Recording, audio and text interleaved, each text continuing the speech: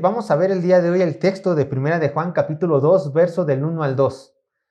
Recuerden, ya vimos, gracias a Dios, todo el capítulo 1, ahora ya pasamos al capítulo 2. Primera de Juan, capítulo 2, verso 1 al 2. Y el título de la predicación del día de hoy es Cristo, nuestra propiciación. El título del día de hoy es Cristo, nuestra propiciación. Del texto, Primera de Juan, capítulo 2, verso 1 al 2. ¿Y qué es lo que veremos? Veremos dos funciones que tiene Cristo para con la iglesia. Veremos dos funciones que tiene Cristo para con la iglesia. Eso es lo que vamos a ver el día de hoy. Y dos funciones que tiene Cristo para con la iglesia. Y les voy a presentar el bosquejo rápidamente y después vamos a leer los dos versículos, que no son muchos. Primeramente, punto número 1 del bosquejo. Cristo, nuestro abogado. Sería el verso 1. Cristo, nuestro abogado. Punto número 1, Cristo, nuestro abogado. Verso 1. Y número 2, Cristo, nuestra propiciación. Que sería el verso 2. Número 2, Cristo, nuestra propiciación. Verso 2. Ahora sí, acompáñenme a la Biblia, por favor, a sus Biblias. Y vamos a leer solamente estos dos primeros versículos. Dice, Primera de Juan, capítulo 2, verso 1 y 2, lo siguiente. Dice así: Hijitos míos, estas cosas os escribo para que no pequéis. Y si alguno hubiere pecado, abogado tenemos para con el Padre, a Jesucristo el justo. Y Él es la propiciación por nuestros pecados, y no solamente por los nuestros, sino también por los de todo el mundo. Eso es lo que dice el texto que vamos a estar analizando el día de hoy. Así que vamos al verso número 1, punto número 1, Cristo es nuestro abogado. Vamos a leer una vez más el verso 1 e irlo desglosando. ¿Qué es lo que hacemos aquí en las predicaciones? En las predicaciones lo que hacemos es leer, explicar y aplicar la palabra de Dios. Nada más eso, leemos, explicamos y aplicamos la palabra de Dios. Y el Señor Espíritu Santo es el que hace la obra en cada uno de nosotros. Amén. Verso número 1 dice: Hijitos míos, estas cosas os escribo para que no pequéis, y si alguno hubiere pecado, abogado tenemos para con el Padre, a Jesucristo el justo. Vean cómo empieza el verso: hijitos míos, y ahí nos vamos a detener un poco. ¿Qué es lo que podemos obtener de esto de hijitos míos? Bueno, podemos obtener muchas cosas, pero vean principalmente el gran amor con el cual el apóstol Juan le está hablando a las iglesias de Asia Menor. De hecho, nosotros estamos tocando temas duros. Recuerden, esta es conocida como la carta de blanco y negro. Si haces esto, eres cristiano. Si no cumples con esto, no eres cristiano. Son palabras constantemente duras y palabras que constantemente confrontan a aquellas personas que lo están leyendo. Pero notamos que por nada es conocido a Juan como el apóstol del amor, y siempre, constantemente está hablándole a su congregación y a las personas que está dirigiendo esta carta: hijitos míos, demostrando el gran cariño que les tenía a sus hermanos en la fe, y aún me atrevo a decir que les tenía tanto amor como si él mismo fuera su padre, con ese gran amor. Y con esta manera de hablar nos trae a la memoria la entrega que un pastor debe tener para su congregación. Como un padre espiritual, con un gran cariño, como realmente un pastor de ovejas. Alguien que está dispuesto a ver por el rebaño, aún expensas de su propio bienestar. Y esto no es nada nuevo. Vean lo que dice Pedro en su segunda carta de Pedro, capítulo 5, verso 2 al 3. Segunda de Pedro, capítulo 5, verso 2 a 3. Estas son palabras contundentes para todo aquel llamado a ser pastor, para todo pastor y aún para los congregantes, para que digan: realmente la persona que tengo enfrente, si es así, o voy a orar por ella para que alcance esta madurez. Segunda de Pedro, capítulo 5, verso 2 al 3, dice así la palabra de Dios. Primera de Pedro,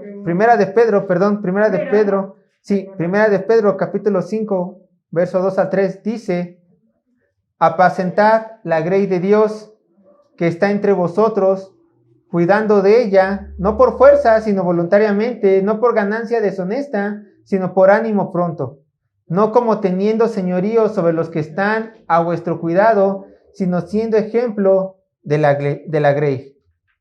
¿Ven el corazón de un pastor? ¿Ven cómo los mismos apóstoles animaban a los pastores que estaban en toda Asia y en todo el mundo a comportarse con su grey? Juan lo sabía. Por eso hablaba de esta manera. Y aún vean, continúa el texto diciendo, recuerden, estamos en 1 de Juan, capítulo 2, verso 1. Continúa el texto diciendo, estas cosas os escribo. Hijitos míos, estas cosas os escribo. Y uno se puede preguntar, ¿de qué cosas está hablando Juan? ¿Cuáles son las cosas de las cuales está diciendo que está hablando? Para cuestiones didácticas, hermanos, déjenme decirles que nuestras Biblias se encuentran divididas por capítulos, por versículos, y en algunas versiones arriba de cada capítulo, en varios, hay un subtítulo que te dice qué es lo que va a contener el verso que está encasillando cierto número de versículos.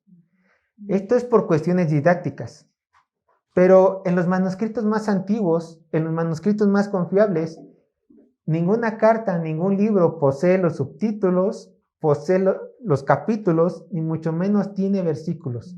Esto es algo que para nosotros se nos coloca, ¿para qué? Para, como lo dije, para entender más la palabra, para poder localizar más rápidamente los versos que estamos analizando, alguien los colocó.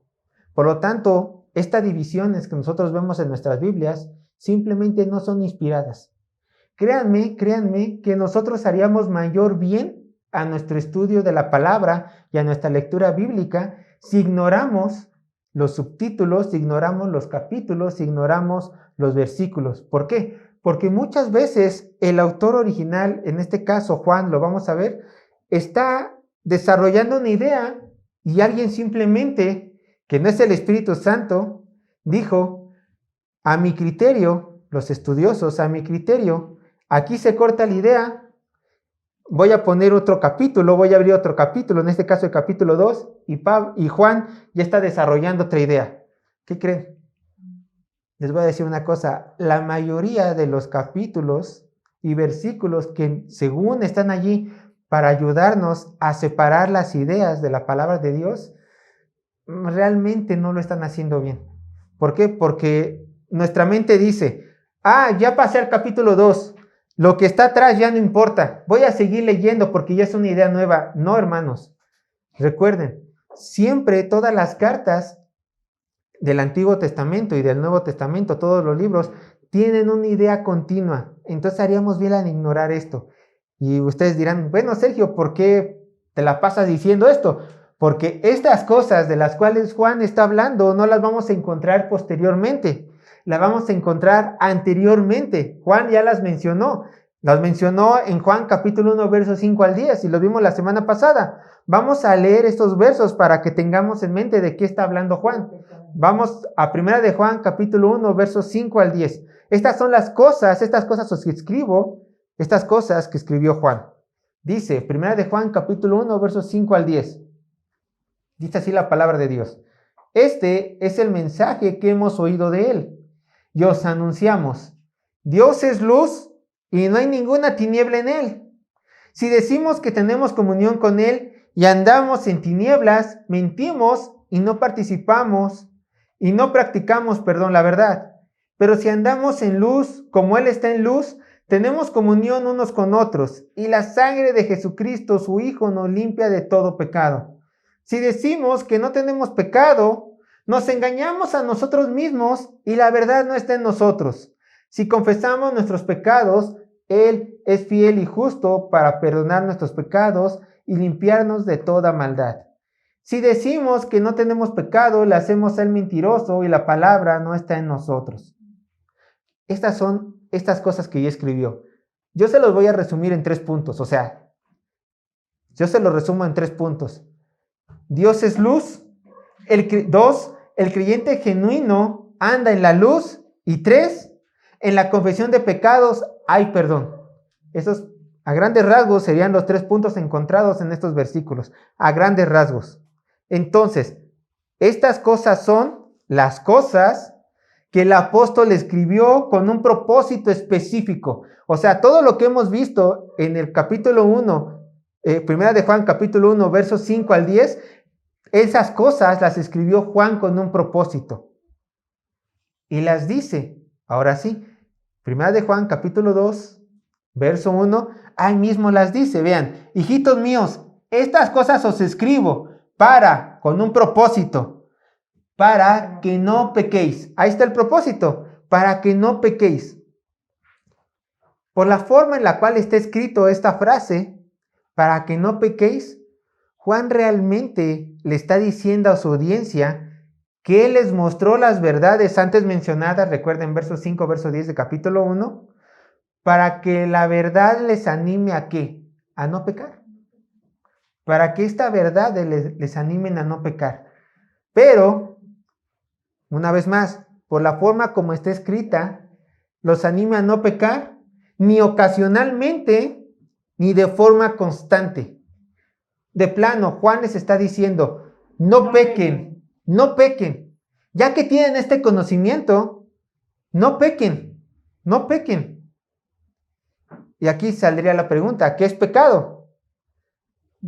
De una manera algo liviana, pecado es todo lo que se contrapone a la voluntad santa de Dios. Eso es pecado. Todo lo que se contrapone a la voluntad santa de Dios, eso es pecado. Si Dios dice, no mientas, y tú mientes, es pecado. Si Dios dice, no te embriagues, y tú te embriagas, es pecado. Si el Señor dice, no haga chismes, y tú haces chisme, entonces es pecado. Y todo pecado, hermanos, es una rebelión directa contra Dios. Todo pecado, no importa que sea el pecado más grande o más grosero, no importa que ante tus ojos sea el pecado más pequeño, pecado es rebelión directa contra Dios. Y Dios va a juzgar ese pecado. Vean lo que dice 1 Corintios capítulo 6, verso 9 al 10. Vean qué tanto Dios abomina el pecado. 1 Corintios capítulo 6, verso 9 al 10.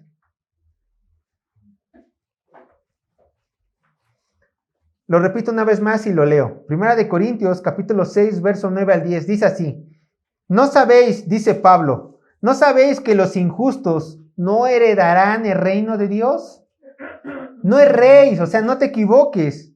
Ni los fornicarios, ni los idólatras, ni los adúlteros, ni los afeminados, ni los que echan con varón, ni los ladrones, ni los avaros, ni los borrachos, ni los maldicientes, ni los estafadores heredarán el reino de Dios. Quizás algunos caemos en estas categorías de pecado, quizás no, pero bueno, vuelve a lo mismo. Todo lo que se contrapone a la voluntad de Dios es pecado. Y si tú has pecado, bueno, igual, no te engañes, no heredarás el reino de Dios. Santiago, capítulo 4, verso 4, dice lo siguiente. El hermano de Jesús, medio hermano de Jesús, dice lo siguiente. Santiago, capítulo 4, verso 4. Una vez más, si lo leo. Santiago, capítulo 4, verso 4, dice lo siguiente. Oh almas adúlteras, ¿no sabéis que la amistad del mundo es enemistad contra Dios? Cualquiera, pues, que quiera ser amigo del mundo, se constituye enemigo de Dios. Palabras fuertes. Todo aquel que quiera hacerse amigo del mundo, todo aquel que le dé consentimiento al pecado, que vea bueno al pecado, se hace automáticamente enemigo de Dios. ¿En qué lado de la guerra quieres estar? ¿Del lado del triunfador Cristo, viviendo una vida santa?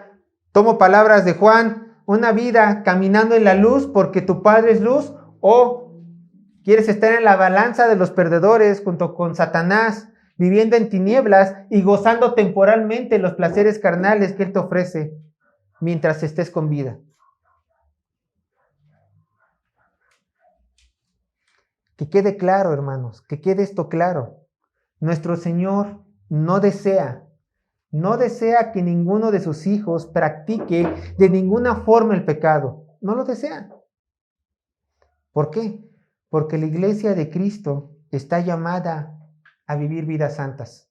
Está llamada a vivir vidas apartadas del pecado, apartadas del mal. Y esto lo dice también Pedro. Primera de Pedro, capítulo 1, verso 16 al 17. Vean. Lo repito por segunda vez y leo. Primera de Pedro, capítulo 1, verso 16 al 17. Dice así la palabra de Dios. Porque escrito está, sed santos porque yo soy santo.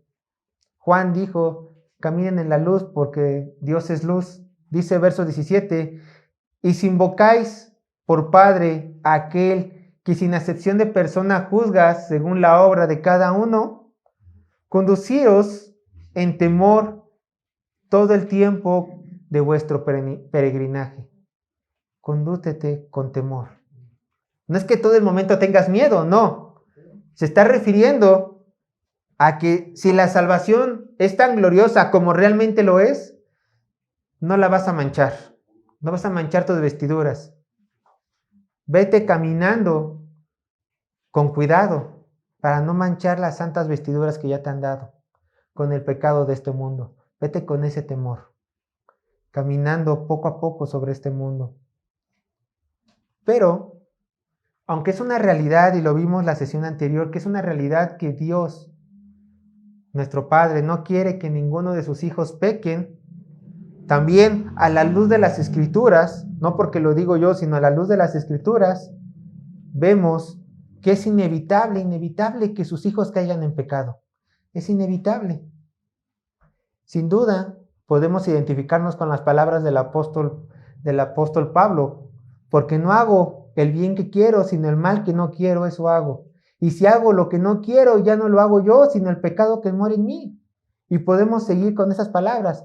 Maldito de mí, pobre de mí, que quiera hacer lo bueno, pero este cuerpo de pecado me orilla a pecar. ¿Qué puedo hacer? Sin duda es terrible nuestra condición, anhelando la santidad, pero volteándonos a ver decir, sigo siendo imperfecto, hasta que el Señor me llame a su presencia. Pero que esta realidad no haga que desfallezcamos, hermanos.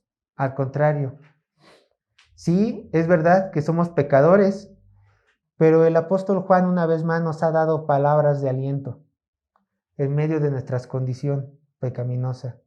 Porque dice él en el texto, 1 de Juan capítulo 2, verso 1, continuando, este es el mensaje hijitos míos, estas cosas os escribo para que no pequéis. Vean, y continúa, y si alguno hubiere pecado, literalmente dice, y si alguno cae en pecado, el texto no habla de una práctica constante de pecado. Juan está diciendo, si en medio de una vida santa que llevas, si en medio de tu caminar de luz, pecas, caes en pecado, no es que lo busques, sino que caes por tu condición humana, simplemente caes. Ahora sí, dice el texto, abogado tenemos para con el Padre. Estas son las palabras de consuelo. Abogado tenemos para con el Padre si alguno de sus hijos llega a caer. Una cosa diferente es estar constantemente viviendo en pecado, como dice el texto en el capítulo 1 de 1 de Juan, caminando en tinieblas, deleitándote en tu pecado. Y otra cosa muy diferente es, caí, perdón. Son cosas totalmente diferentes. Pero para estas caídas que tienen sus hijos, los hijos de Dios, claro, dice el texto, abogado tenemos. Fíjense que es interesante la palabra abogado.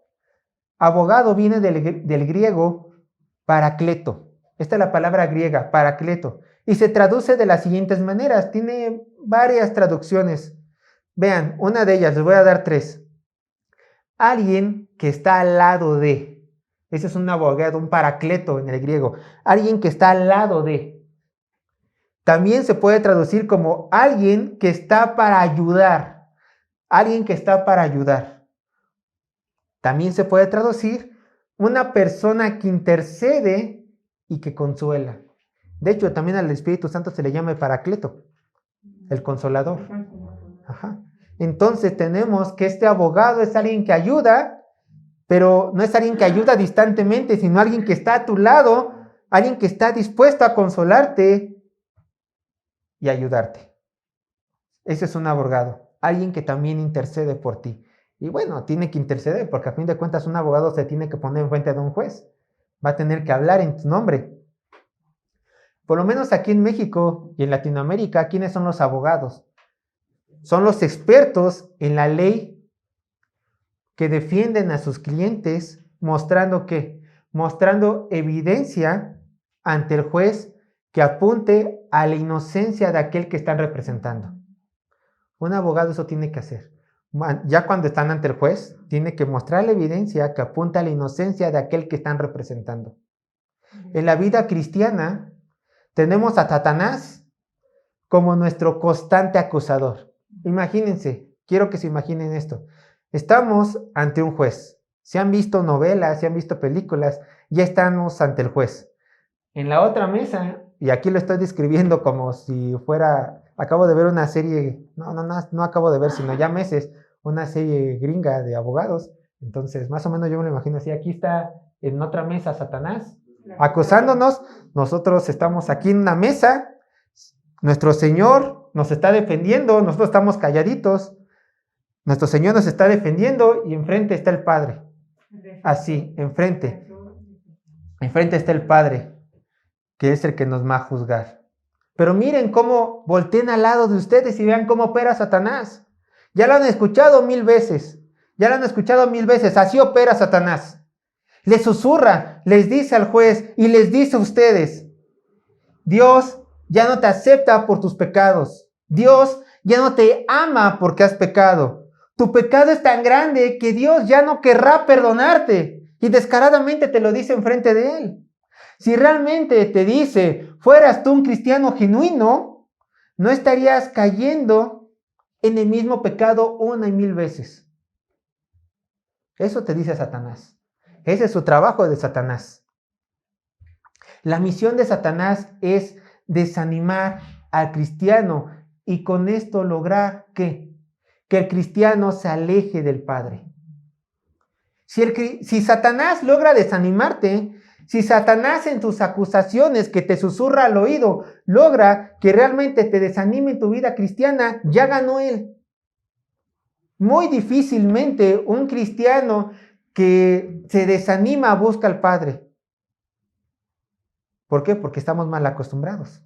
Pero vamos a llegar a eso. Esto hace Satanás.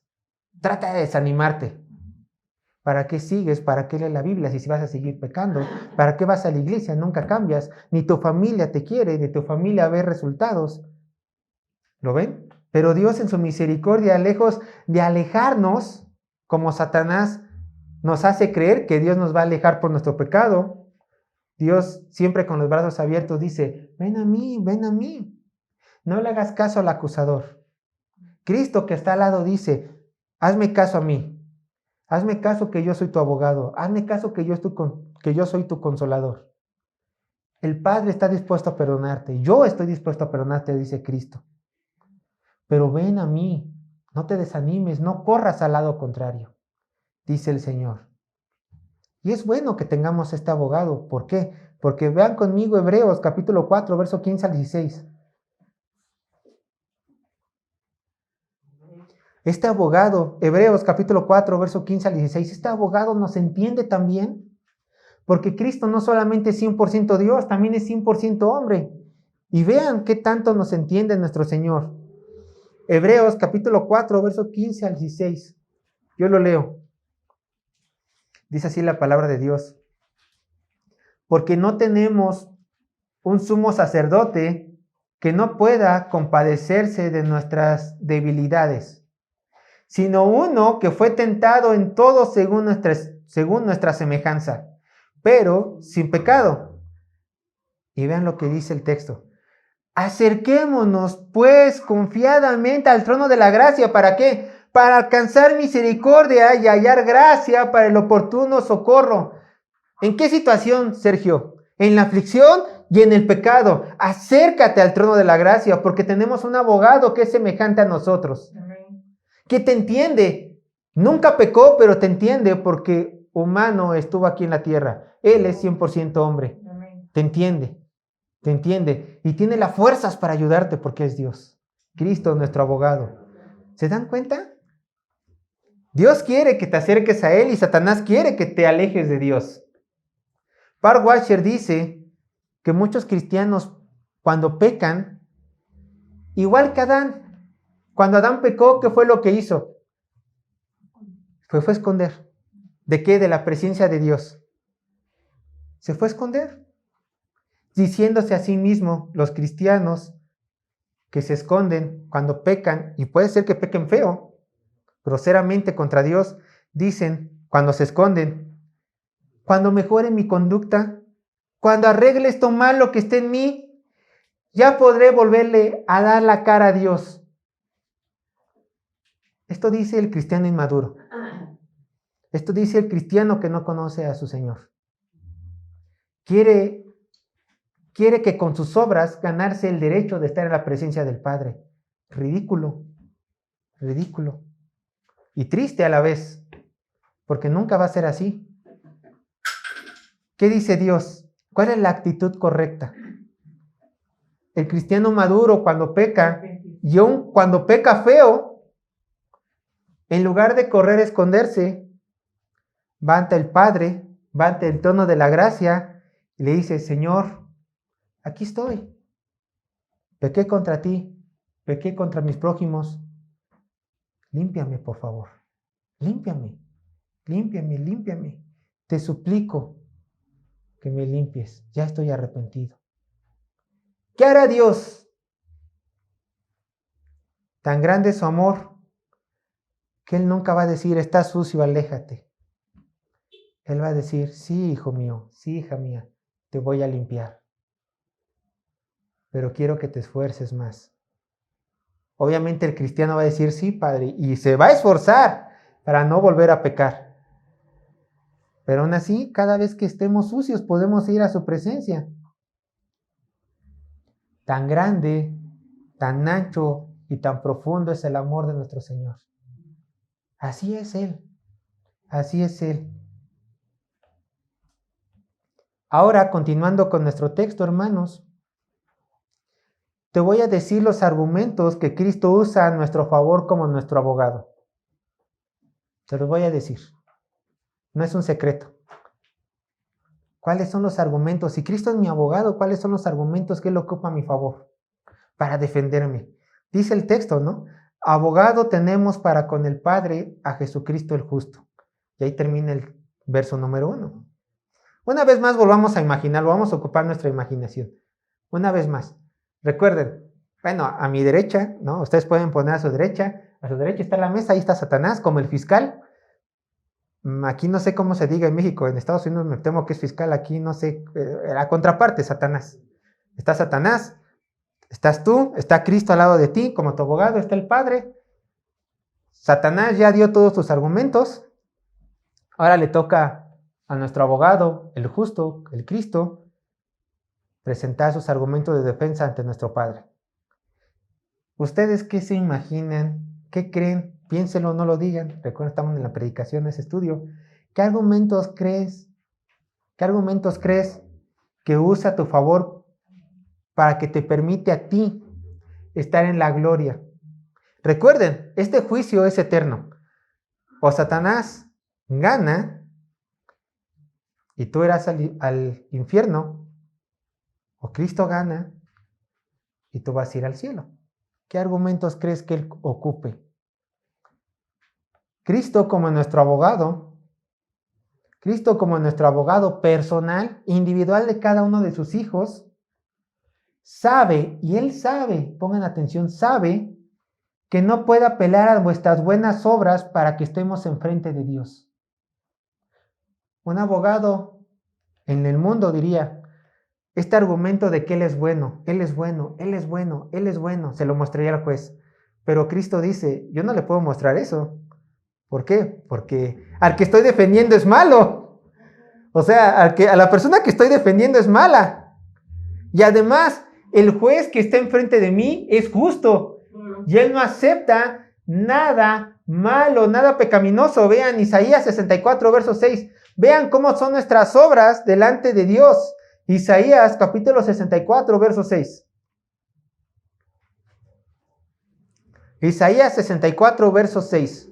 Una vez más, Isaías 64, verso 6 dice lo siguiente.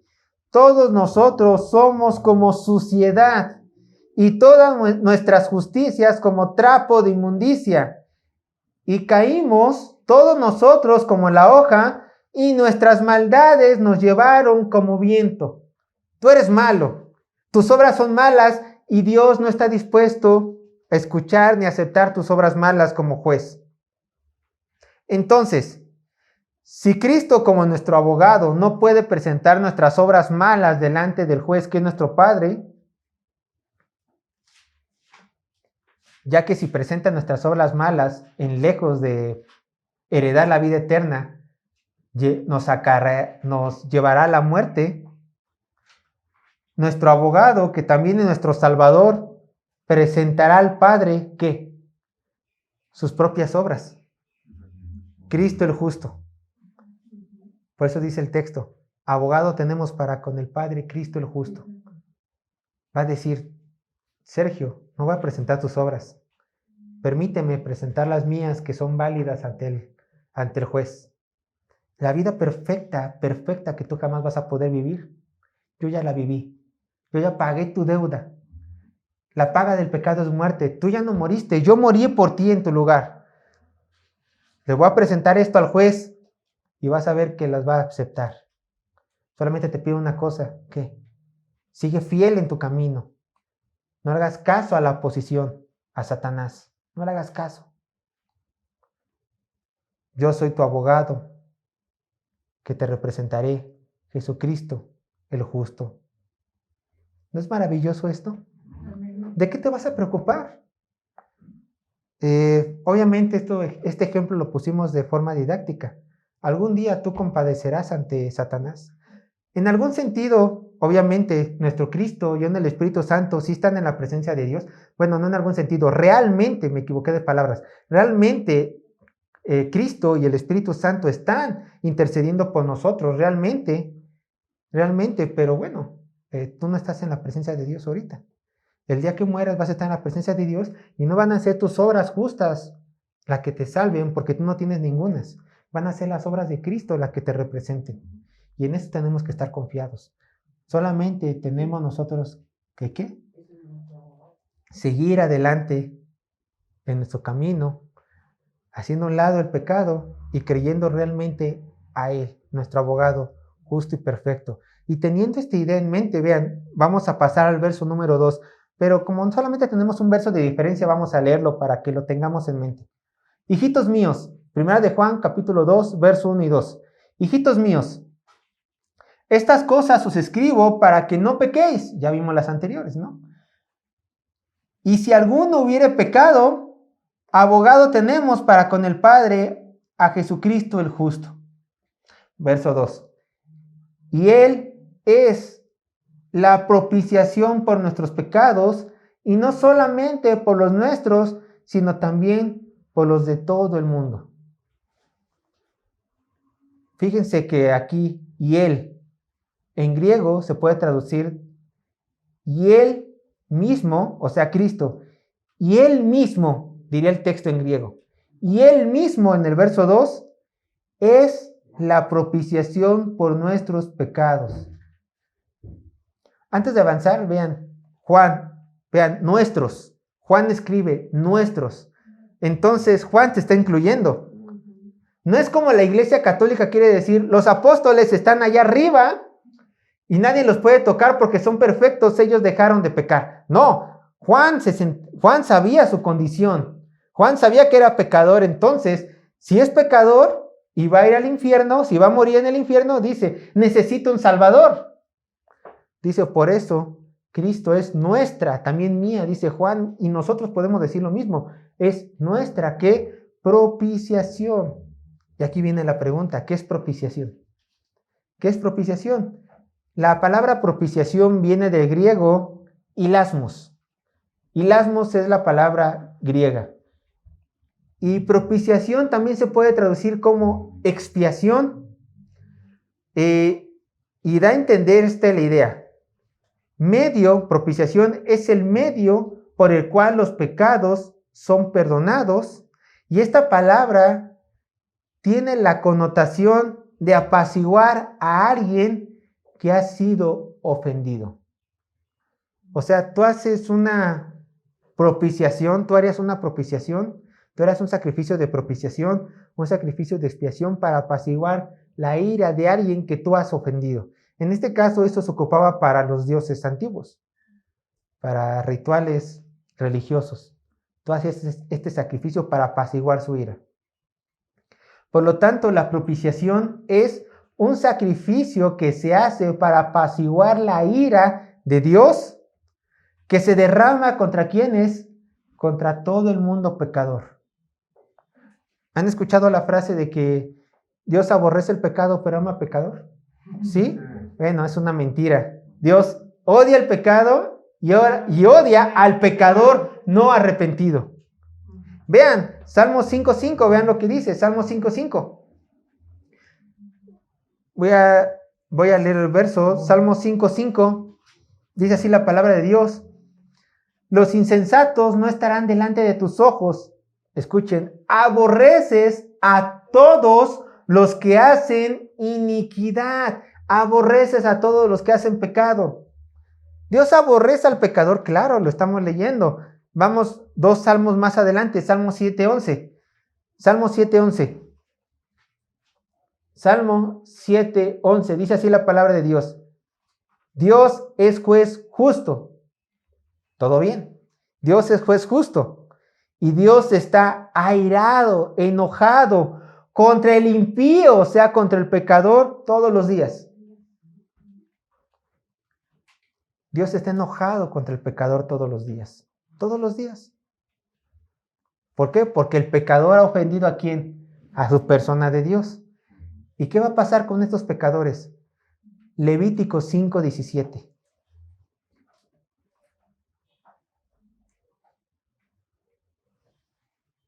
Levíticos 5:17. Levíticos 5:17. Lo voy a leer.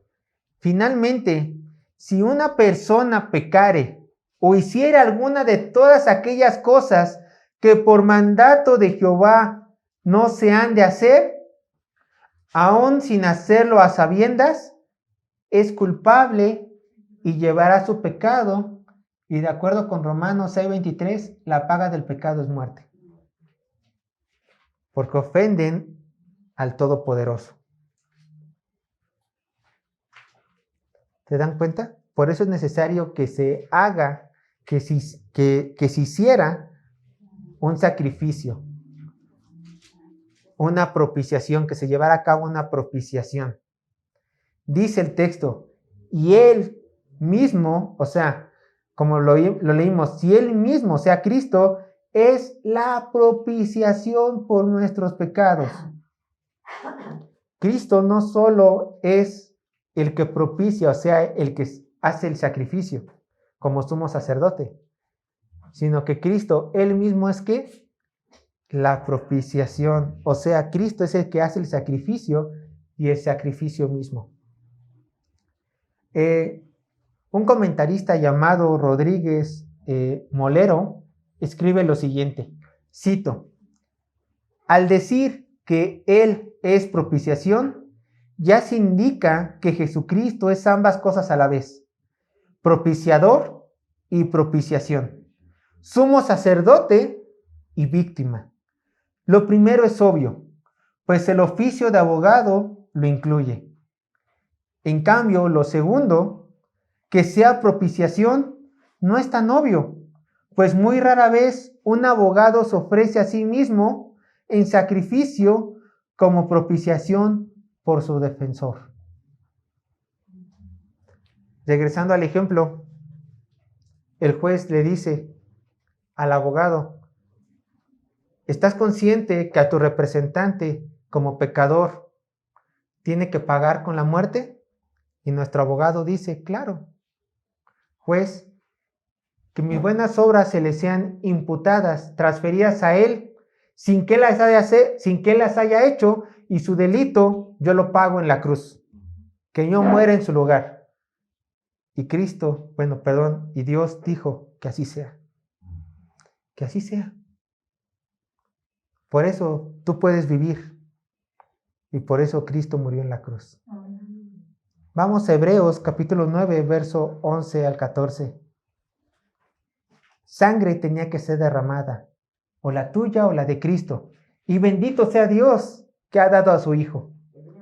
Hebreos capítulo 9, verso 11 al 14. Hebreos capítulo 9, verso 11 al 14. Dice así la palabra de Dios. Dice así la palabra de Dios. Pero estando ya presente Cristo, sumo sacerdote de los bienes venideros, por el más amplio y más perfecto tabernáculo, no hecho de manos, es decir, no de esta creación, y no por sangre de macho cabrío, ni de becerro, sino por su propia sangre, entró una vez para siempre en el lugar santísimo, habiendo obtenido eterna redención. Porque si la sangre de los toros y de los machos cabríos y las cenizas de la becerra rociadas a los inmundos santifican para la purificación de la carne, cuanto más la sangre de Cristo, el cual mediante el Espíritu eterno se ofreció a sí mismo sin mancha a Dios, limpiará vuestras conciencias de obras muertas para que sirváis al Dios vivo. Este fue el sacrificio pleno de Cristo. Esta fue la propiciación que nuestro Señor ofreció con su propia sangre. Permítanme.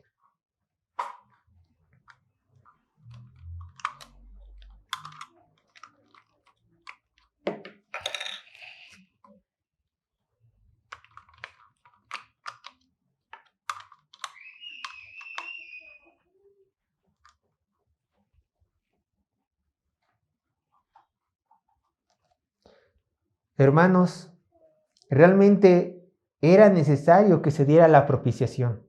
Era necesario que Cristo muriera y derramara su sangre en favor nuestra. Alguien tenía que pagar el precio por nuestros pecados y fue Cristo quien se entregó como sacrificio en nuestro lugar. Tú no moriste porque Él murió y tú tendrás vida eterna porque Él murió en la cruz. ¿Para qué? Para reconciliarnos con el Padre. Para eso es el sacrificio, para eso es la propiciación, para que hubiera una reconciliación entre el ofendido, Dios, y el que ofende, el pecador. Eso fue lo que hizo nuestro Señor. Y vean, si tenemos paz para con Dios, hermanos, es porque única y exclusivamente Cristo se entregó por nosotros, satisfaciendo la ira de nuestro Señor. Continuemos con nuestro verso. Lo voy a hacer un poco más rápido y vamos a terminar. Verso 2. Primera de Juan, capítulo 2, verso 2. Lo leo desde el principio. Y Él es la propiciación por nuestros pecados. Y continúa escribiendo Juan. Y no solamente por los nuestros, sino también por los de todo el mundo. Lo voy a leer un poco más. Quiero que noten atención a esto. Y no solamente es propiciación, citando anteriormente, no solamente por los nuestros pecados, sino también por los de todo el mundo. Hermanos, muchas personas cuando leen este texto dicen haber encontrado la evidencia que sustenta que Cristo con su muerte pagó los pecados de todo el mundo y por lo tanto todo el mundo, sin importar raza, sin importar religión, sin importar estrato económico, va a ir al cielo. ¿Por qué? Porque ellos dicen, y no solamente por los nuestros, sino también por los de todo el mundo, Cristo murió por estos pecados. Hay personas, aún dentro del círculo cristiano, que creen en la postura errónea del universalismo, que es la postura que cree que todo hombre se va a salvar sin importar cree o no en Cristo. Y dicen, no solamente está este pasaje, hay otros que hablan la misma idea. Les voy a decir 2 pasajes que hablan la misma idea, pero obviamente estas personas lo sacan del contexto. Vean, Juan capítulo 1, verso 29, para que lo tengan presentes. Evangelio de Juan, capítulo 1, verso 29. Dice así la palabra de Dios. El siguiente día vio Juan a Jesús que venía a él y dijo: He aquí el Cordero de Dios que quita el pecado del mundo. Vámonos 3 capítulos más enfrente. Juan capítulo 4, verso 42. Juan capítulo 4, verso 42. Y decían a la mujer: Ya no creemos solamente en tu dicho, porque nosotros mismos hemos oído y sabemos que verdaderamente este es el Salvador del mundo, el Cristo. ¿Realmente se puede interpretar así este texto y estos textos? Es decir, Cristo realmente pagó por los pecados de todo el mundo y por lo tanto, ¿todos seremos salvos al final? Yo les voy a decir algo. Esta es una frase que se ocupa. El sacrificio de Cristo realmente, hermanos, realmente es suficiente para cubrir todos los pecados del mundo.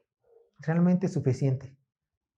Pero solamente es eficaz para sus escogidos, o sea, para aquellos que han creído en Él.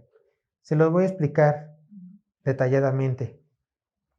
Si por alguna cuestión, digamos, ocurre un acontecimiento y todas las personas del pasado, del presente y del futuro se arrepintieran de sus pecados y creyeran en Cristo, claro, que el sacrificio de Cristo fue tan pleno que todos los seres humanos se harían beneficiosos de este sacrificio y todos sus pecados serían perdonados. Claro, tan glorioso fue el sacrificio de Cristo, tan poderosa es la sangre, tan poderosa es su sangre. No importa el más vil pecador, nosotros estamos de testigos porque somos los primeros. Cualquier persona que se acerca a Él, el sacrificio cubre cualquier pecado. Es un golpeador, fue un golpeador, lo cubre. Fue un pederasta, lo cubre. Fue un violador, lo cubre. Fue un asesino, lo cubre. Cualquier pecado, la sangre de Cristo lo cubre. Su sacrificio lo cubre. Pero solamente se hace efectivo para aquellos que creen en Él. Solo aquellos que creen en Él, para sus hijos. De hecho, Pablo no descartó esto cuando le predicó al carcelero, cuando dijo: ¿qué he de hacer para ser salvo? Pablo le dijo: cree en el Señor Jesucristo y serás salvo tú y tu casa. Cree en el Señor Jesucristo. Entonces, la sangre de Cristo sí cubre los pecados de todo el mundo, por supuesto. Todo aquel que quiera venir será salvo. Pero solamente se hace eficaz para sus escogidos, aquellos que creen en Cristo Jesús. ¿Por qué? Porque esa es la condición. Dios ha puesto esta condición. Mira, mi hijo ya murió por ti, pero yo solamente voy a hacer válida ese sacrificio si tú crees en Él y te dedicas a Él. Si te arrepientes y crees en Él. Dame un versículo, ¿sí? Juan capítulo 3, verso 16 al 21, y con esto cerramos. Juan capítulo 3, verso 16 al 21. Vamos a ir a los evangelios. Juan capítulo 3, versículo 16 al 21. Vean, dice así el texto. Porque, y este es un texto muy conocido. De hecho, Nicodemo, en el contexto, versos anteriores, le está diciendo a Jesús: ¿cómo he de ser salvo? Y esta es parte de la contestación. Porque de tal manera amó Dios al mundo que ha dado a su Hijo unigénito, la condicionante, para que todo aquel que en Él cree no se pierda, mas tenga vida eterna. ¿Se dan cuenta? Todo aquel que cree en Cristo Jesús son los únicos que tendrán vida eterna. Verso 17. Porque no envió Dios a su Hijo al mundo para condenar al mundo, sino para que el mundo sea salvo. ¿Por quién? Por Él. Verso 18. El que en Él cree no es condenado, pero vean el destino que les espera a las personas que no creen en Él. Pero el que no cree ya ha sido condenado, porque no ha creído en el nombre del unigénito Hijo de Dios. Y esta es la condenación, que la luz vino al mundo y los hombres amaron más las tinieblas que la luz, porque sus obras eran malas. Porque todo aquel que hace lo malo aborrece la luz y no viene a la luz para que sus obras no sean reprendidas. Mas el que practica la verdad viene a la luz para que sea manifiesto que sus obras son hechas en Dios. Entonces, ¿se dan cuenta? No podemos ocupar este texto para decir que realmente todo el mundo se va a salvar. No, es una invitación. Cualquier persona que quiera beneficiarse de la bendita salvación, del bendito sacrificio de Cristo, acérquese a Él, que limpiará cualquier pecado. Pero a todo aquel que no quiera acercarse y tomar el sacrificio que Dios ya dio, será condenado. Hermanos, así terminamos la predicación del día de hoy. Dios les bendiga.